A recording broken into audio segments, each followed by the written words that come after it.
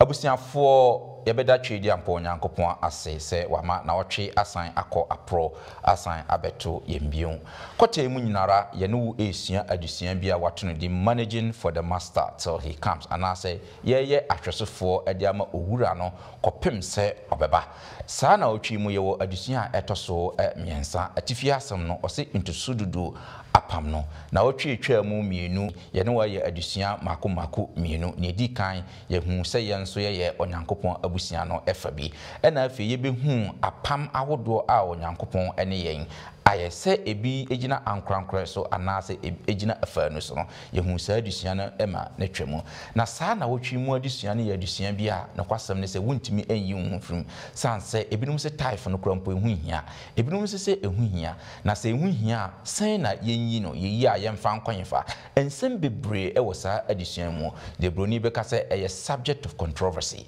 but and then me wa boafo so nko wɔ hɔ a ɔmo ba bɛboa yɛn ma saa type adusua yi yɛde abramu na fi yɛmfa saa adusua yi nko na wieye no na yɛgidie ahyɛk na sɛ ne bɛyɛ Onyankopɔn ade ɛwɔ yɛn nkyɛn no yɛtumi yɛde abrɛ no enti yɛ krado me bɛda ma boafo no adi sisia na fi yɛde adusua yi mu empensempensem mu ɛde abrɛ mu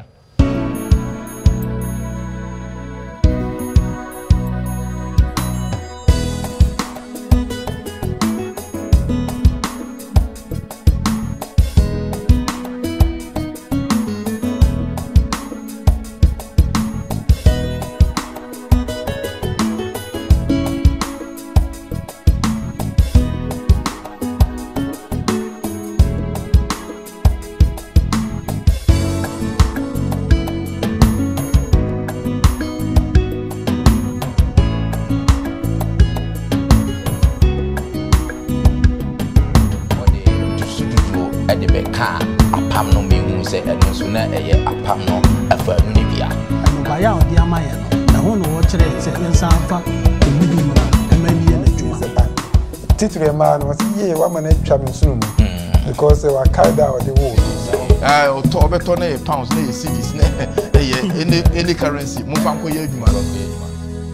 yo answer na meda maboafo no adi no mamemfa aseda pc emfa ma 3ABN TV Ghana omna omoso yasne no moboaye ma sa adisua ye de kɔ wiase afana anyinara sene de biara ye kan 3ABN TV Ghana no eye ankronkro dwumakuo bi omafa TV adwuma de ato omoso omo dia ne se omobo Onyankopɔn asem ho edawuro enti se ye ka asem na no omo nso e de ahwete akɔ wiase afana anyinara ehu sikasem no eya na emu ɔden kakra enti ubom ye the number bi ebeto yemfoni nani fa na frɛ obi bagye so wɔ 3ABN kakra bi obetimi de abo mo Ghana no fa bo mo na nam saa ye so ma Onyankopɔn so ahyira mo mesan ada mabo ya tiefo ne ahwefo so asepa se de biarada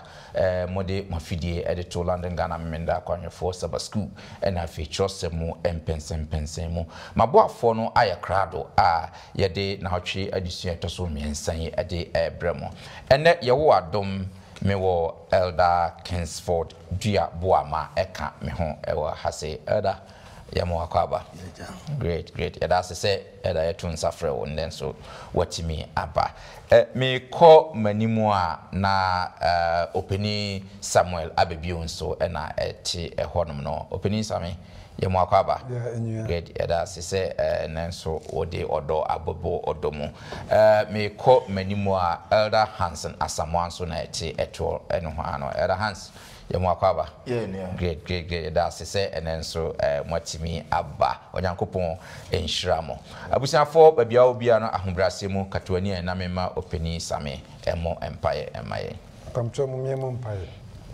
eni aja osoro ade nyina so tumfo ma yede wase bio se na otwe nso ama yakwanya se yene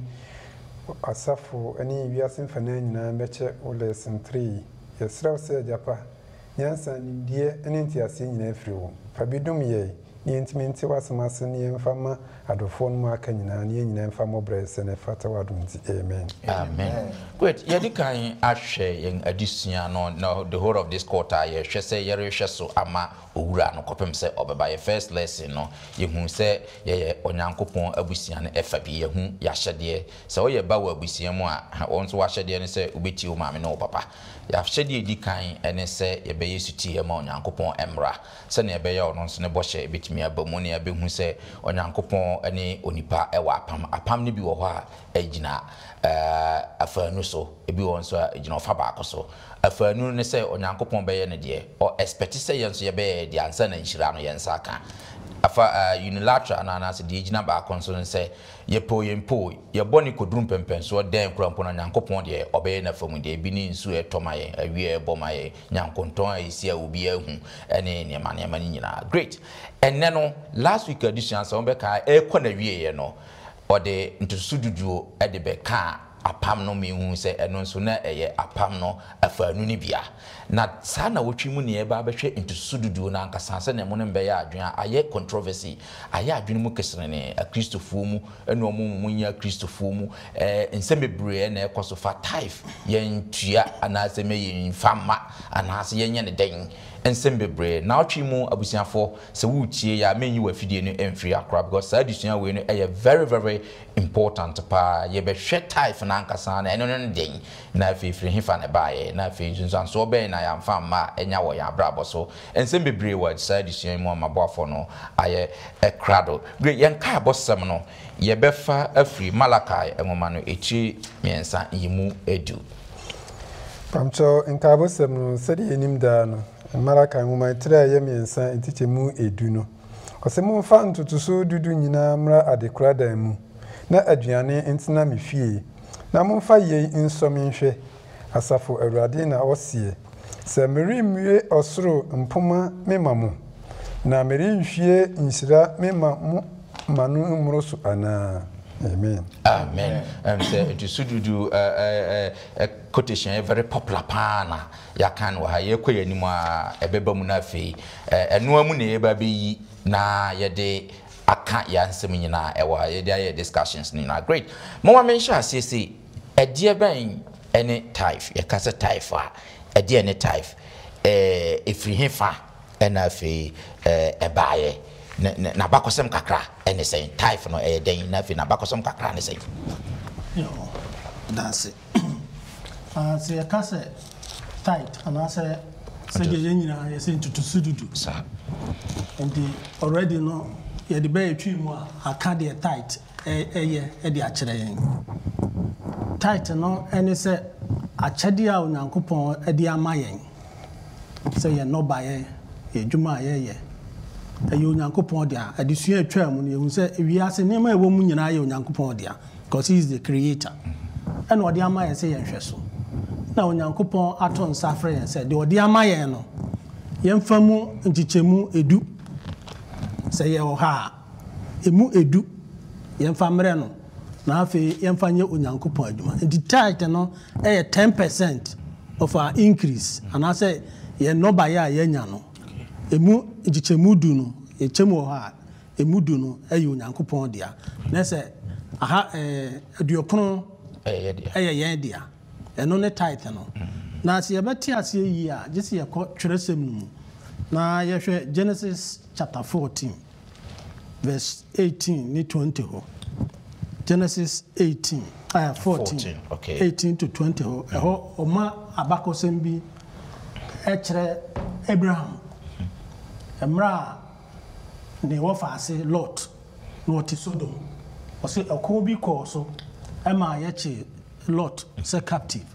ena Abraham eboa no nkrofo ano ekoje ne wofase na oba no eniema okoko no onyaye no eho memkan say spoils a onyaye no oba no obehia ohini bi a friend Melchizedek king of Salem na odi entutududu ema no okay eniema increase no na no na nye na dobaye na mo kokko enomo a onya firi mu no otua anase o returning entutududu say ye nkasa yem no obusa say entutududu ne de ya na ye kasa ye tua entutududu me de meka say ye de ba because o say ye mfa mara okay ade anya wo de anu ntua obi de ahye wonsa nti mira so say wo de na ade sa akoma no nti ye say wo tua nti ze ye tia se say onyame de ajapade bi ahye nsa na o say ye mfa ho emunchichemu no emudu emre no de a ye de kwa anya se ye kutua na mo ye onyame de adada ene ye de ma no ye hwe Jacob so a Jacob eso ayi entusududu Emma Eurade. All right. The Japadia on Yamedia Mayan, and no Baya or Diamayano, and one watcher and said, Yansanfa, a Mudumra, and maybe in a Juma. And the account tighter and no Ejiribono. You, Medasi, Eda, opening handsome. Medasi, send the elder Chirimuno. Men go a step forward. Say, Yahunu tight and Chichirimuno. Say, never do any saying. Number no baby a free no. Aha. Say, Usha, or can say Abraham, Emma Melchizedek tight. Now, I am not maybe some who say, a day in the bar Abraham Timua or Chichimuano, a do an order man. A say, not tight system, no, never. And yes, Abraham, sorry, na Makoya, my bommy Timus, and media Michimu do. So, Yamiani. Na kwanya Abraham fa so a oye no kire se na onim ade bi e wo hosa enti e kire se before Abraham no e wo mu se Bible no ye silent na Bible no early no un se no ma bibro ho ye silent aha but utimi un se ne na e wo ho pa ne se obia wo baba bi gi nyame di ye e free Enoch mo Metusala ene enkrofo no mo sai set asefo no wo mu se na be ye nyame ho asem betre no na omo de omo enoma esam bebo afode na me gidi se na wo mu wo that system no se ye noma nyina no ye de mu nchichemu oha mu nchichemu edu bema enti Abraham beji nyame di ye no onya ho nimde all right enti nyese ofitin ya makokon aba na eni ho dada ofitin ya o se mama o twante ye nyame ho nimde ana e wo ho exactly Jacob all to kwan no okoduru kwan no so ape and also Eurade say wo boa me ma me ko na me kodi nkonim na me san ba me ma wo chichemu oha mu chichemu du I will give you tithe okonya free he ono so sua free ni nana Abraham ana na e wo ho dada no eti yen sha ne so say sani e bia na chinje je bebre eba no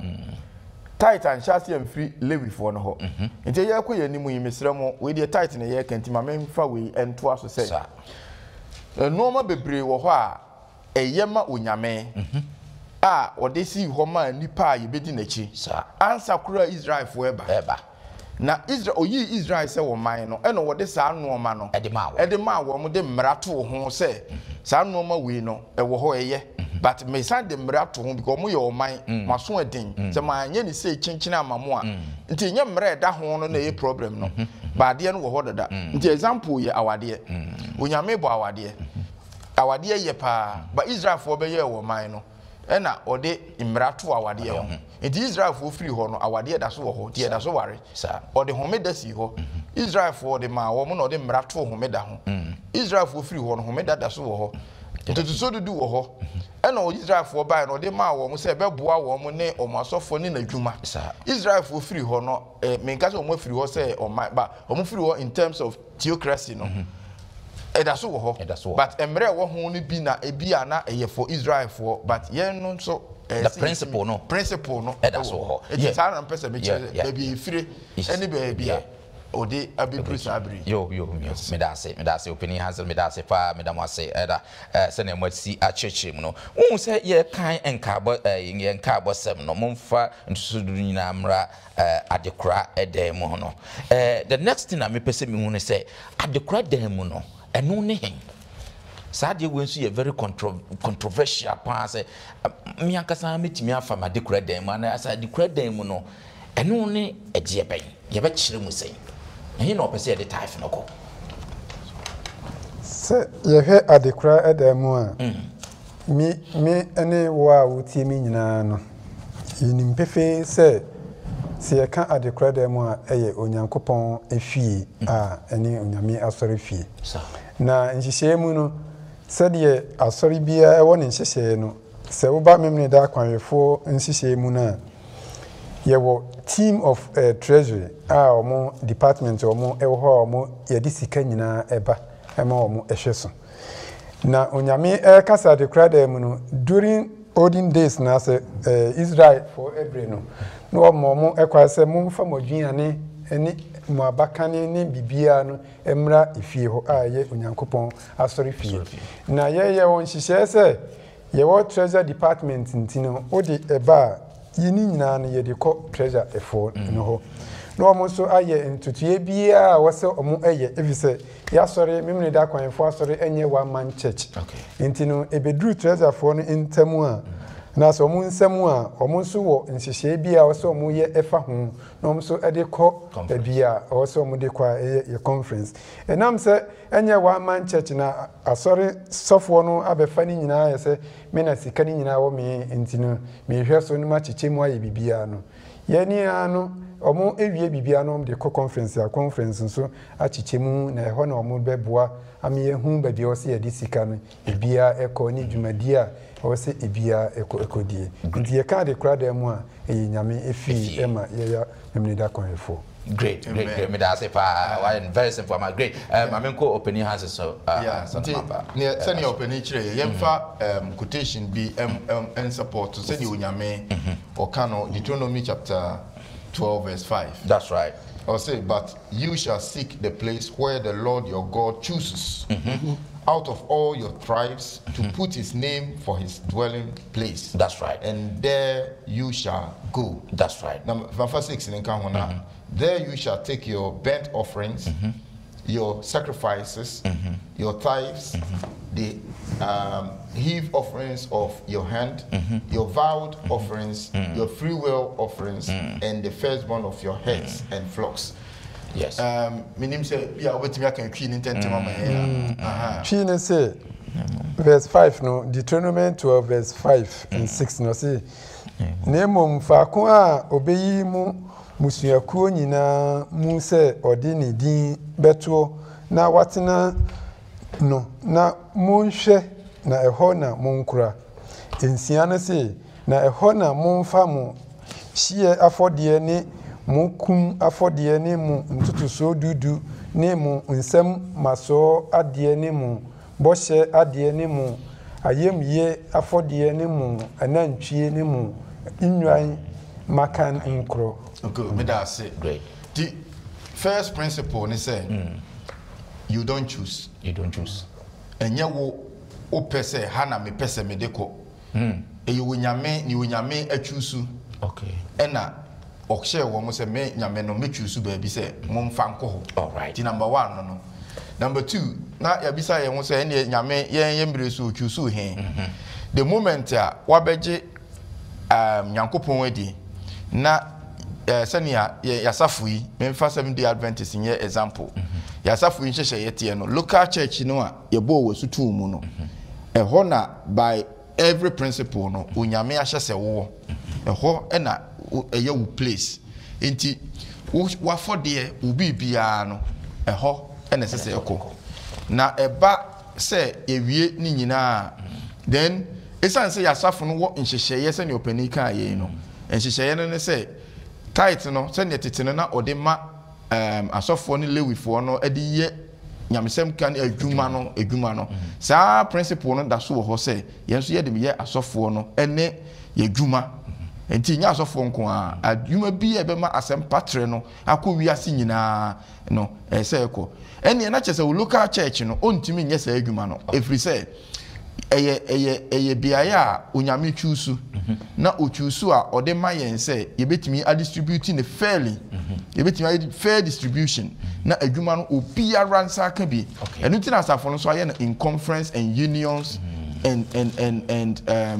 divisions enti sɛ ɛkɔ a na akɔ hɔ nso na ɔmotumi segregate ayi afiri general expenses ho na yɛtumi ɛde ama adwuma no akoso enti what it means no a process enti sɛ wo de ba wo local church na local church no so e de akɔ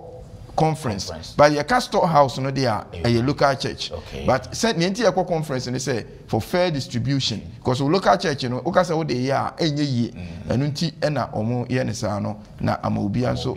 enya ba bia ɛbɛkɔ wiase nyinaa but ye wo bi no mo so mfa nko local church no de bɛkɔ conference direct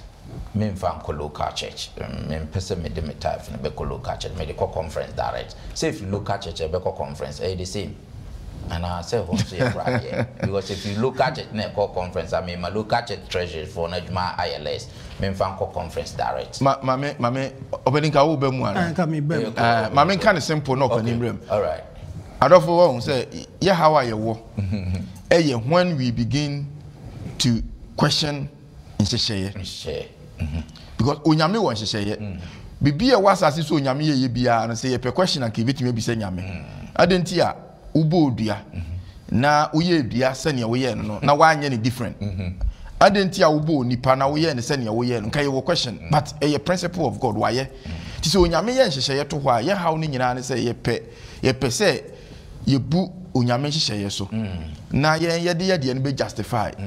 ye justifiable so obeka say me ye ne sa and ye dey so na si wo kwan say wo de beba wo local church because nhyehyeye ne say asafo na wo mu no nhyehyeye ne say storehouse no fabra local church ye account for you say wo kan asafo no ho e wo local church no na ye famra enti say bibi enti wo feel say e justifiable so wo de beko conference there and ye dey ben so na why what stops you and what justifies say with me from a local church and the church said there is a problem with you with the local church and the church said yes you are still having grudges and abibi me hu ni enti a principle no wo ho na wo de conference a enye hwe dia na local church no de ko wa ade enti enye hwe bibi wo ho enti na wo de conference open with bibi wo ho nso dia na church type na nso nya that's now they ko na nso nya great okay you to aso can me be kan nyina but say kan say Chronicles chapter 2 Chronicles 32 na yeti no ma bi ase yi say yaka storehouse no aha Chronicles o ma yeti ase e bi a tithe and offering no Second Chronicles 32 the kan from verse 9 no. And Azariah the chief priest from the house of Zadok answered him and said, since the people began to bring the offerings into the house of the Lord, we have had enough to eat and have plenty left. For the Lord has blessed his people. And what is left is this great abundance. Now Hezekiah commanded them to prepare rooms in the house of the Lord. When they prepared them, then they faithfully brought in the offerings, the tithes, and the dedicated things. Cononiah the Levite had charge of them, and Shimei his brother was the next. Okay. See a time kwa yehunu se samre onyankopon afie and I said the temple no restoration no mra will be no and Shishaya Ezekiah eye efa entutu dudu no ho asem no wo kan festivals a omo observe ye na afi enipa no frase de onyankopon aforebo ene entutu dudu no eba o se om de ko nyankopon fie nyankopon fie ti om de ko ye no na afi ebuso nti osofopani na asem a waka se emra nipa no de entutu dudu ni aforebo no bae ne yenya bi adi ama dodo bi aka se Ezekiel se ne monye ye adan wo asaf asori fie o nti no mo ye they are keeping the offerings and the tithes in the storehouse they can't storehouse na no say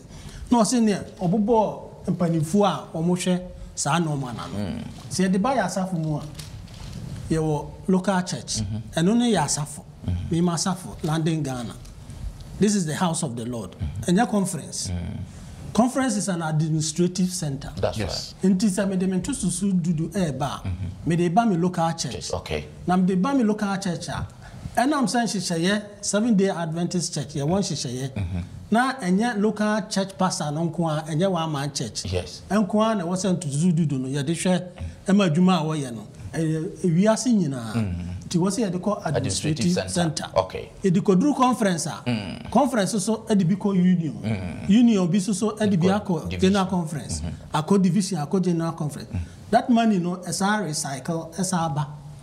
Local church. Until the whole wiase a Juma and Yankupon they are shared as a fonesano. And only a day. Ebi I'm in say a be war Makurase or Sofu Bio membership here today. You go see a Trianica. Scaba and Rico Trianica. San to do a ye no landing Ghana. No be ne betumi akọ so so. Am also higher day. Adwuma no atimi akọ so. Nti 71 am say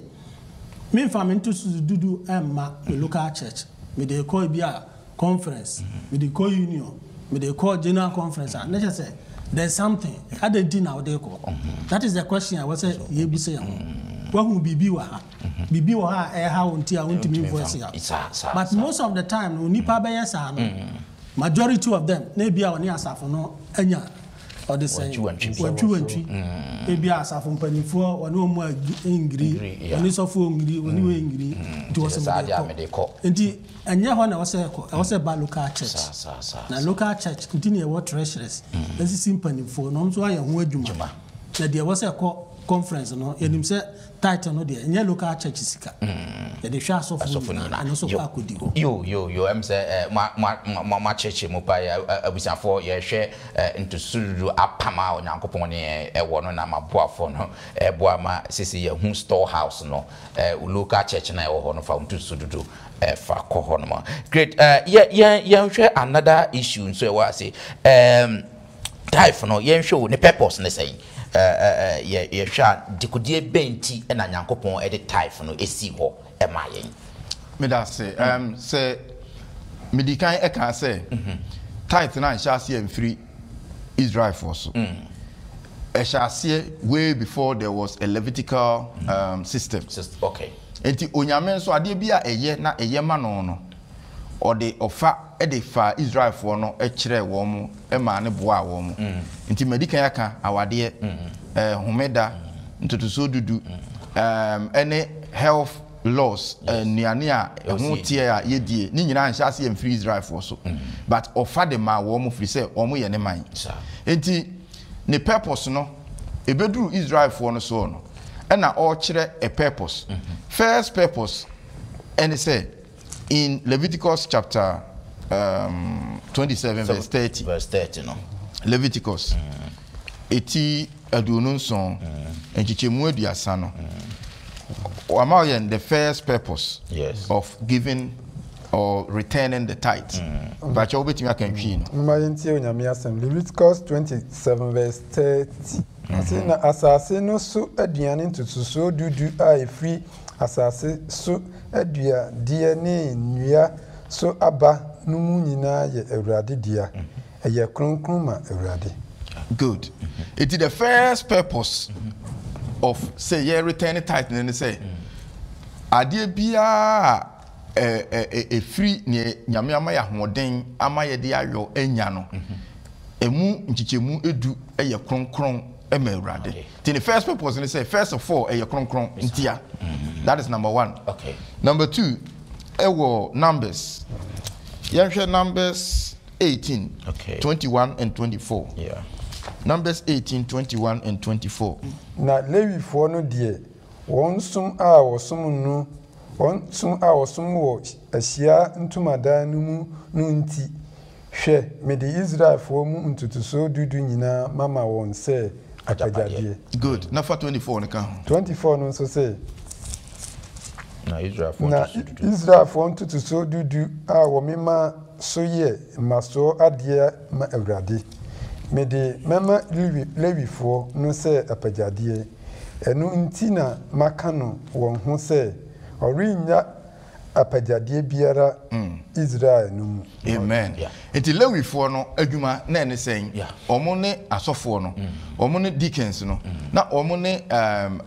adwuntufo asori dan no mu tuadan no mu adwuma o cheche asase no ajapade e wa asase no so no wa ma wo mu bi enti omo de ene se oman no behwe wo mo na omo atimi concentrate aye onyame adwuma enti to so do purpose number 1 is say eye kronkron awurade number 2 and say or the emma womo a womo dedicate omo ho asi ho eye onyankopon adwuma ama na adwuma no atre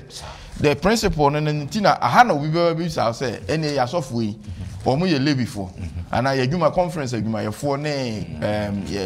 workers no omo ye Levifo there bi omo nye Levifo na ese ye sha ase Melchizedek no onye Levite. Yesu Kristo odi Melchizedek gina ho ma no in terms of enipa famu ne nyame ye famu no onye Levite of Judah. Yes. Enti no it is a principle. Medical can say onyame efa ade no eye no de ama Israel for no na wa ye ho hihya mo mo if you say ye. Na embo say Israel man ni ho say Levi for nya adwuma the principle is still working. Yeah. Enti so wo hwa onyame de ma yen se emwa se de mpanimfo aka dada no emwa ma na se mpatre no entre wo wiase enti se ne ye kan ye no ebi etua asofo ka ebi ebo your schools administration nipa workers ahodo a your conferences asafo na fa wo mo ye adwuma de bo asafo no eno a na ye de ehwe wo mo ena ekọ enyamsem kamu enti mesra obabi a wotie bia no sabi se wo ntimi enya asiri nyame no mo ahoden dan se woni ewiasefo no ne anya niefo no ebe moke ni onyame ahira so eye kronkron ma no because ade eye kronkron ma awurade no minhu da nyankopon be kan se afeidie tight nye kronkron bi sa eye kronkron a se ne homeda eye kronkron from fitiase no eda so ye kronkron kosi awiye ti nyankopon kan wo Leviticus say ye kronkron eda so ye kronkron it is awurade na don't add up to that questions of yasofo no nye lewi for ni ade eye principle no a ye de boa emanyame adwuma ekoso yo me da say em say kakra bia me de kan se hwe adusuan no mu kran so o kire me ehun say o say tithing is important because it helps us establish a relationship of trust with God. That's right. Imagine say obia wo say oji obi deeper na okasem na wo mfa nya adwuma. Okay. Even awofo kro mo wo ma na say wo ka bibi kire wo ba na say wo ba no mfa nya adwuma. Ma wo firi say titire ma no was ye wa ma na twa me nsunu mu because wa kaida o de wo no na nyame a o si ade ne ye ne dia no o kire wo say fabra na enhu relationship a uni nyankopon wo anu na be me ehun say wo trust na na say wo trust na and that's apart from the fact say koye asofo ne asofo de adwuma no esa kire your relationship a ye ne onyankopon ewo good me da se pa say wo disappoint na abanam say na ye da person kan bi na me kan de na mpese me de soso no eye say ye busa say ene asofo yi omunye lewifo ewom ye faidi no nto so say they come from the tribe of Lewi and so jumadi a omudie no lewifo jumadi na lewifo nti laymen adwuma a omudie no lewifo adwuma no nti ye ntutu sududu no na ekoboa amasa adwuma no aiden akonkan nti wo se nya santi ase no a ebeboa ma sa question no a ya ye tabusa no say asofo onye lewifo ni say because atuhu ache adwuma no wo ye wo se asafo no ne piano na onso otimi eye adwuma no she onyame ni yo me da say opening hands yeah me touch on question na obisa no second say apart from say ekobo anyame adwuma no wo ankasa wo de ba no purpose no ne say a very good a very good question and he say Psalm 24:1 o say asase ni emu ade dudu nyina eye onyankopon dia sa enti onyame no a obo mekana disuya ba kunu onyame no a obo gold na ode sha asase mu na o se ye ko heaven na ye be nante wo gold so owo every power say o mesiri sika kura mfiri obi aho na ono a o pese nka na adwuma no koso a anka o to gold free soro ana sika pounds cedi o to obeto na pounds na ye cedis na any currency mo fa nko ye adwuma no but then ye ka contract anase apam ho asem we eye bilateral contract and a bilateral covenant ye ni onyame na epam eti ono wa ye na famu de no o sign the sika no ne aho ahoden ni bibia no asen ye firi soro abade a ye de ye wo he enti o pese ye kire se esan se bibia ye ne de enti no se even o kan se ye fa 90% kura na emra na ye fa 10% no a nke se ye tie no de ba efi se ono na nim kwan obefa so a obehwe ye na mami mfa we ntwato se ye dwuma ye fo ye ne omo ye adwuma yi bebre ho omo nyini entua return tight me boa obi kro ogiska se wo ofa ne tight no wa amfa ma ontua anase ono onyini amfa ma no ye yo ben na say nipa no sa 10% ni nti wa ya chen wo onye nchen wo sa bebo nchen bo enti last me ni ayi ne kan ye o se ayi Sami ane kan o timi nchen o se na se wo de kona enye yie na se wa mfa nkoso na enye yie ene fa kona nyankopon bisa se fa koso no hwe no nhira wo enti o pese o hira ye o pese o ne yenya relationship enti returning the tithe no kire yen say ewrade megitum se asase ye wo dia ye me wo nyina ye wo dia enti me de mu die Woody, eyebrow. Great. Me that say perhaps abusan for year twice year this year as a type for this year where I come pa ye dika ahwe type no e no krampo ne de na fe ya hwe babia if you buy ahwe na bakosem e kakra na hu se krabia no storehouse na no ne den eno na maboafo no aboa ma ya hwe na fe se ya hu the purpose but tie ntia ye type no so o maboa ya ma ya hu but na fe another controversial issue so first no type asama ye kesate no mu yakuafo bang bia eni ho and afi sika ni nyina sika and to say the world wasn't advanced like today and they bibia ya converting into sika and you know first no say odo kwia no na say 200 tubers of yam very easy so be calculate 10% emu hamu do now dia akoma nyankopon wa so feel but say bibia kwa sika say sika some no say you say sika no say tua meka you will be a friend of gross no say yanti bibia mfiri mu abante tax mfiri mu wuntua bibia lampo bibia mfiri mu sika mua no enti say 1000 pounds na eye wodia na e wo bibi nso e friend net no say afi abamba abeti be 100 afrim na lampo bi nso abeti 50 afrim na edan bi nso dia be taxes na ba be yibu an bo nso na afi ade 1000 no ababa ka be 700 na me bisa say itua wo kana gross na yanti bibia mfiri mu no enne na yenyi tithe no wo so ana say aban atete ne taxes na afiri mu na abeka be 700 no enne na yenyi tithe wo so eno so ya ade bi ye adwene mu kesere ne kakra yenya ne sen kakra metimi aka fa ho ne se said ya wo ka said ya wo ka no wo se gross no eno no aban edia onya eye wodia but enya ye wa nkasa wodia ebi se ni aban na atwa to wo se we na nkese se eye wodia but at the end of the day no onya fa sa sika ni hye wonsem eto se nya meye wodia ansa no on famra no na afi ni wate ni tax ni ni bibia afrimu nti wate ni tax ni ni bibia afrimu eno na abeye income na eye wowo edia ye di ebreo dinia ye di ebreo na eno na abeye odia eno na woni nyankopon ewo apam sese o hweso yi eso tutusu dudu edi menyame example ye self-employed for you say ebia menya fancy ebia 2000 out of 2000 no the whole month no ebia mito petrol na mde ko adwuma mito we mito tusu we mito we enti ni nyina ekabo mu ansana matimi anya sa 2000 enti that particular moment ni 2000 ankasa nya meye sika enti metiti sa expenses no every mu a wodi ye adwuma na ni abeka kire na ye profit no enti ye kan se ya umfaso no ana o se wo hweso eyi you openi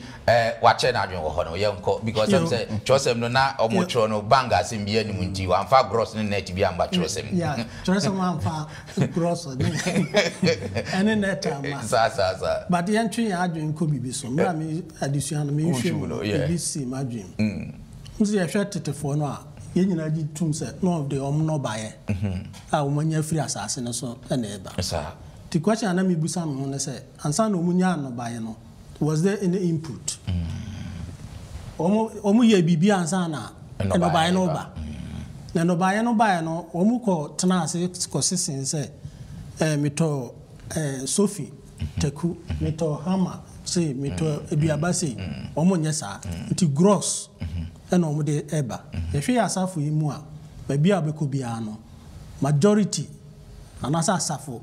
enhihye no e wo say ye gross mra ye adwuma conference kakra yi ansa na asafo okura wo benyom sika no ne ate o tight na afiri mu ansa ti de wunya no eye wo net na sade minua si kai no self employed sika wodi ye adwuma no eno abi na efiri wanya no nti eno de e allow so be ye deduction but say ye buy ye ho a say bia ye betimi pension ye betimi we ansana sika na aka na mabeye pension no ho ade a ye wa wo de nti wo say gross no na ye yɛde yɛn tutu sududu no efiri mu ɛde ba but the difference no ɛyɛ self-employed okay gross it's so beautiful say on this particular aspect, you know, if you put panelists 10 you will get different opinions because it has not been pinpointed. Then you the taxes now not mutuane flat. It was not based on income tax. That's right. Flat. It is a bibia ni omo begia. It is a lampo. Ya jewi enkofe me mastro. But me so me baby amijine ni. I don't go by whether it's gross or it's net. Here, as someone you can was some 50. Okay. Versus 10 to 13, you know. Or say we mu emwe nyina mwaduma nyina ye media. Bepo so mwa takrabu nyina ye media. Say come de me a me mebisa. Okay. Say su come de me a me mbisa. Na enye enwantin moja e na menom. Enu nti but owie ye no say fa aseda afode ebo awurade onyankopon. Na sufre ni da hia dem na obeje wo so. So what that statement is saying it is not in the dodo no and unyame wo hwehwem say the next step no truth no. Yes. But a ban gross na the net no a menyin ni say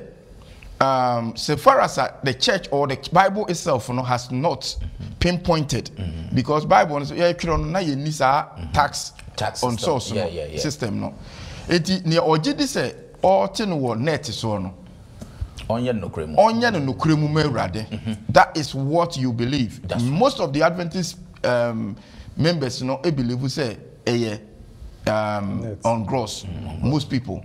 So we are on gross to a no cream wasem na yeka. Okay. Because see na you han say ye nyina ya dwen inside no. Me gidi say wherever you believe say the truth to take it out with God, you know. You give it out and na wonyame hia because obi adwin say me de no ne mensa so mu nie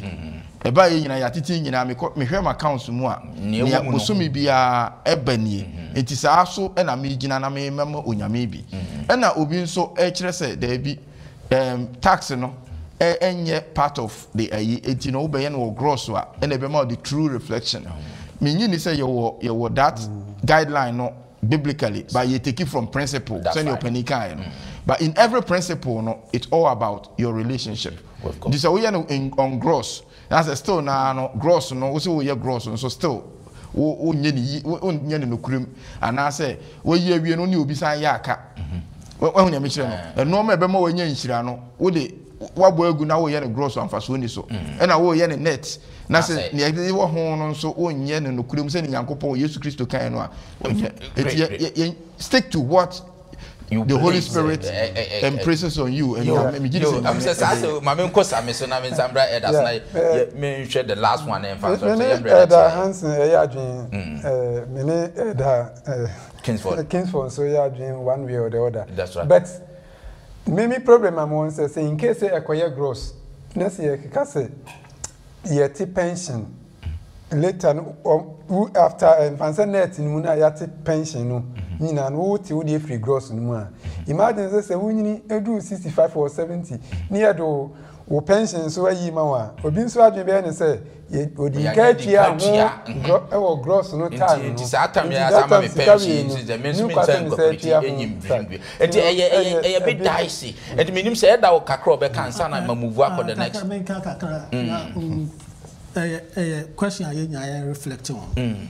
Say ye nyuma to da bia na wo kwa ho kirem. Na bia wo ko o company treasury o say bia mama me £1,000 loan. Nti at the end of the month no you deduct free o salary mu. Nti no o ko te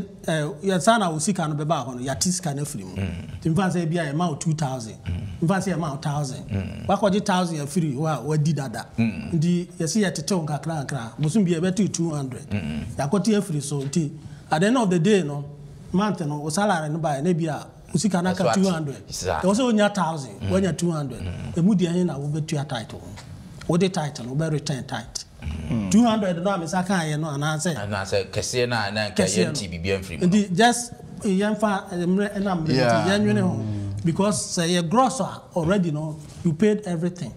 but so ko yes net there are a lot of issues are come back on that but I think say trust them no anya specific and na so time trust them no na gross ni net same be anim no I think say you better draw simple conclusion say so obefa free net enye no credit mu obefa free net nso enye no credit gross enye no credit mu eba net nso enye no credit mu sene honhom no ene ka ne sene wo fi say wakoma ene wugiti esi kire wo type yi no no I think we should stick to that. Careful about as a church and also the church has principles. The tighten principles and guidelines. General conference at the later 1990 the Okotu wa this year mu. Ochire epifi said the asafo no so nhye city. This year asafo madia na was say the asafo no so etu anamosa nye ye feelings. Ye de mimi susu. Kasa no ya na dangerous the misusu no because at the end of them you know the misusu dia me hwem botom no ma hwem circumstances no masusu say saska ye wasa me kipu the masusu no but nyesa na wasa etre nhihye ya asafo no ene de atweresem no e kan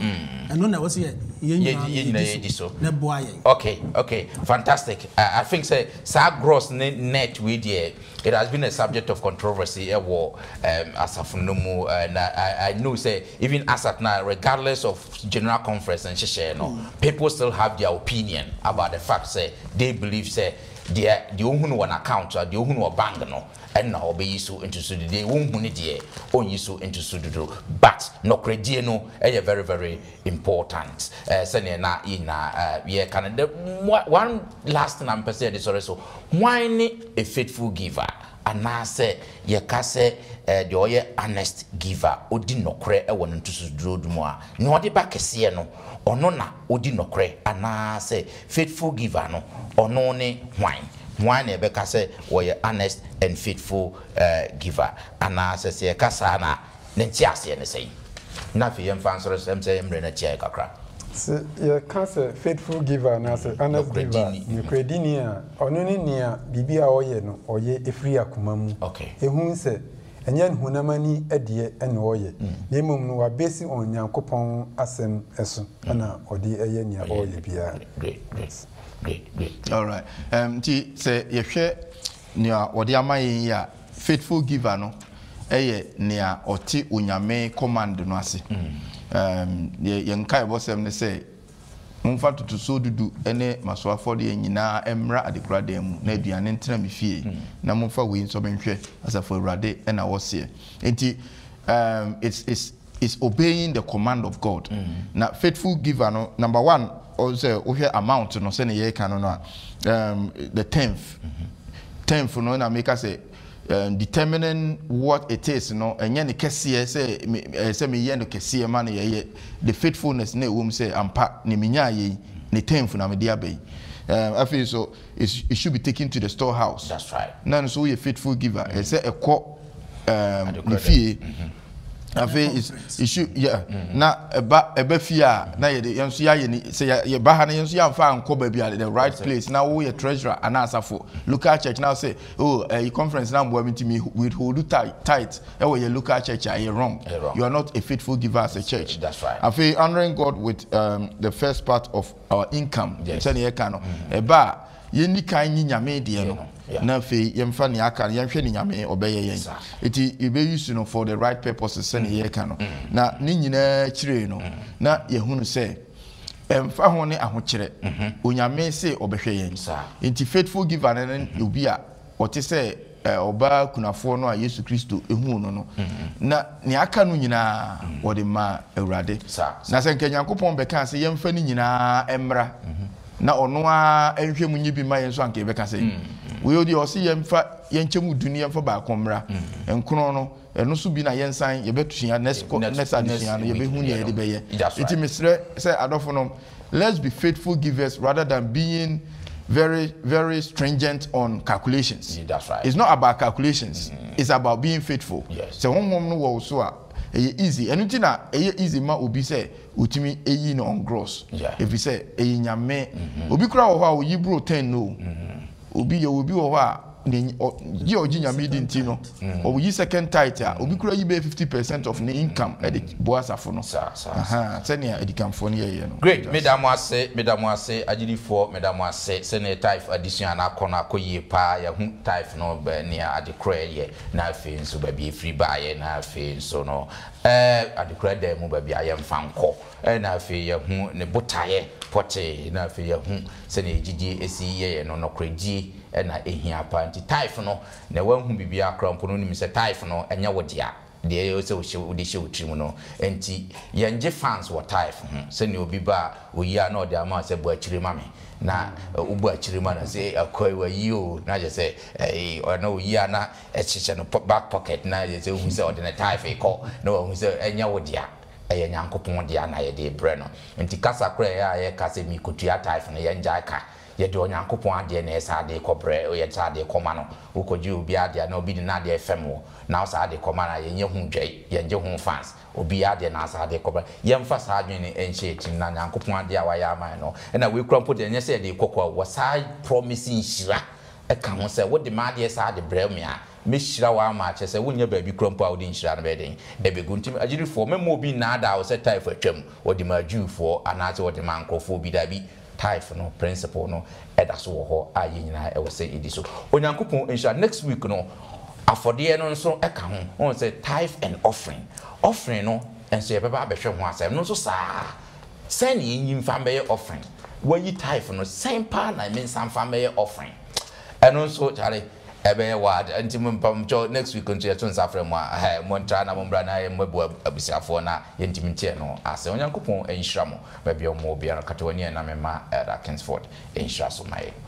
na mitumfo na mimo brohu ni ye dawase wasamo abaye ho so se ba bia adwen no adi chinyejie ne wantwu bia yente wase biase na yesua na afi waka ye biem se yemfa yen tututu dudu emra ofie aduane ntra wasafo mu wadwuma nko kan na nam so ehira yen papa yente ase amen na ehira no emra yen so yente ase biem se ehira nyesika enko a to da bia na ya adwen sisika so nanso ahoden mframa yakoye bai bambo a de boye nyinara no eye nhira kese se eti ase a osoro he ebeye anigi amaye ase de wade ntusududo a o se yemfa mara no de ba de beba nigiem ani amotoso mu ewo mu yes ti ase oso hira ye na wotwi bambo no nya kese wo ye nso ani adofo yatiefo na disuen enkoso entra yemu yemfa mo branche odi animonyam wadom sonti amen.